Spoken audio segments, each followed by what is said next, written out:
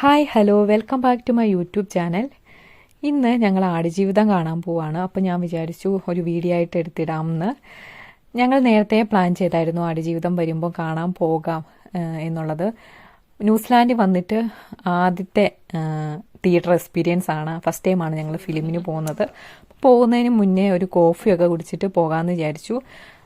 Show 8:20 അപ്പം ടൈമുണ്ട്. അപ്പോൾ എല്ലാവരും ഒരുങ്ങി ഇറങ്ങി ഞങ്ങൾ ഒരു കോഫിയൊക്കെ കുടിച്ചിട്ടാണ് പോയത്. അപ്പോൾ ഞങ്ങൾക്ക് ഭയങ്കര ആഗ്രഹമായിരുന്നു ആടുജീവിതം കാണണമെന്ന്. ഓൾറെഡി നമ്മൾ വായിച്ച നോവല്, പൃഥ്വിരാജിൻ്റെ അഭിനയം ഒക്കെ കാണാനായിട്ട് ഒരു എക്സൈറ്റഡ് ആയിരുന്നു ഞങ്ങളെല്ലാവരും. അപ്പോൾ എന്നും വരുന്ന മീറ്റിംഗ് പ്ലേസിൽ ഞങ്ങൾ വന്നു. ബസ്സിനാണ് പോകുന്നത്. ഇവിടുന്ന് ഏകദേശം ഒരു 1 hour ഉണ്ട് ദൂരം.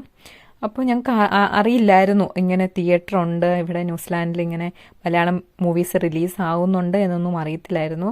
അങ്ങനെ ഞങ്ങൾ സെർച്ച് ചെയ്താണ് കണ്ടുപിടിച്ചത്. ഒരു മാളിലാണ്. ഞങ്ങൾ മാളിൽ പോയിട്ടുണ്ട് ഓൾറെഡി, പക്ഷെ അവിടെ സിനിമ റിലീസ് ആവുന്നുണ്ടെന്ന് ഞങ്ങൾ ഈയിടെയാണ് അറിഞ്ഞത്. അങ്ങനെ 1 week മുന്നേ ഞങ്ങൾ ബുക്ക് ചെയ്തിട്ടുണ്ടായിരുന്നു. Already house full ആകാറായി.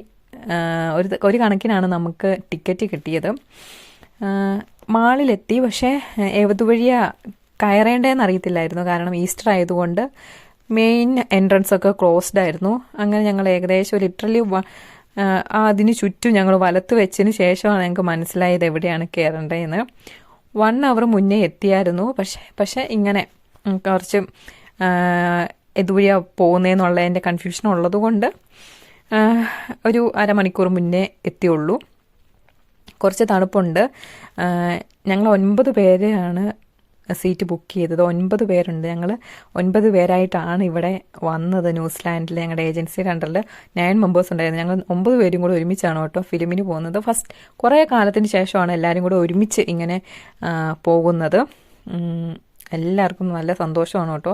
പക്ഷെ തിരിച്ചിറങ്ങുമ്പോൾ ഒരു വിഷമത്തോടെയാണ് ഞങ്ങൾക്കറിയാം. നല്ല കരഞ്ഞ് പിഴിഞ്ഞായിരിക്കും വരുന്നത്. അങ്ങനെ പിന്നെ ഇവിടെ ആടുജീവിതം മാത്രമല്ല, ഇത്രയും മൂവീസ് ഉണ്ടായിരുന്നു. ഒരു 3-4 മൂവീസ് ക്രൂ ഒക്കെ ഉണ്ടായിരുന്നു ഇവിടെ. അപ്പോൾ പോപ്കോണൊക്കെ വാങ്ങണം എന്ന് ആഗ്രഹം ഉണ്ടായിരുന്നു. പക്ഷേ നല്ല എമൗണ്ടാണ്.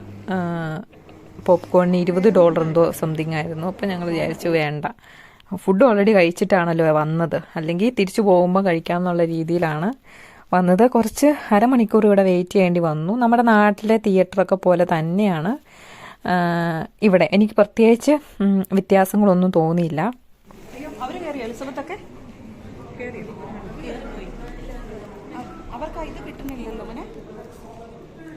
നമ്മുടെ നാട്ടിലെ സെയിം ഒരു ഫീലിംഗ് ആണ് തിയേറ്റർ. അതായത് ന്യൂസിലാൻഡിലാണ് അല്ലെങ്കിൽ ഇവിടെ വേറെ സ്ഥലത്താണെന്നുള്ളൊരു ഫീലിംഗ് ഉണ്ടായിരുന്നില്ല. അങ്ങനെ മൂവി സ്റ്റാർട്ട് ചെയ്ത് എത്ര മണിക്കൂറുണ്ടോ, സ്റ്റാർട്ട് തൊട്ട് എൻഡ് വരെ ഫുൾ കരച്ചിലായിരുന്നു. ഒരു രക്ഷയില്ലാത്ത അഭിനയം, ഒന്നും പറയാനില്ല. അമ്മാതിരി അഭിനയം. പൃഥ്വിരാജിൻ്റെ കരിയറിലെ ഇത് ബെസ്റ്റ് മൂവി എന്ന് പറയാൻ പറ്റും ആടുജീവിതം. ഇപ്പോൾ ഓൾമോസ്റ്റ് എല്ലാവരും കണ്ടു കാണും. നല്ലൊരു ഫിലിമായിരുന്നു. ആ ഒരു ഫിലിമിൻ്റെ ഹാങ് ഓവറിലായിരുന്നു പിന്നെയുള്ള ടൈം മൊത്തം. ഞങ്ങൾ ഫുഡ് കഴിക്കാനായിട്ട് ഒരു 12 മണി ആകാറായി ഫിലിം കഴിഞ്ഞപ്പോൾ. അപ്പോൾ ഞങ്ങൾ മഗ്ഡിയിൽ വന്നിട്ട് ഫുഡ് കഴിക്കാനായിട്ട് ഓർഡർ ചെയ്യുകയാണ്. എല്ലാവരും വിശന്നായിരുന്നു.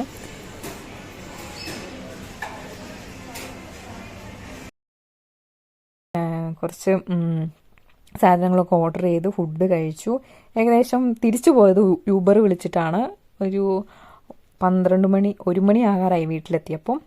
അപ്പോൾ ഈ വീഡിയോ എല്ലാവർക്കും ഇഷ്ടമായെന്ന് വിചാരിക്കുന്നു. താങ്ക്